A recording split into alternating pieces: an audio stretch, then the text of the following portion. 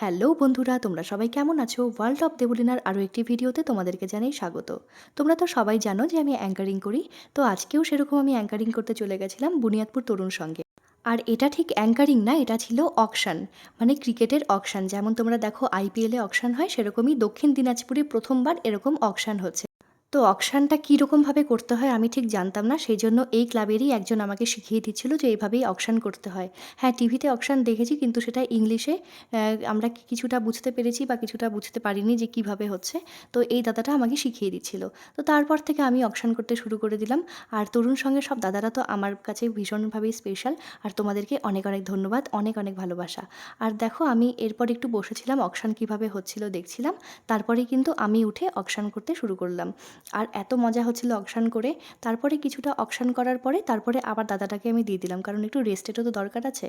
মোটামুটি ৩০৯ জনের মতো প্লেয়ার ছিল।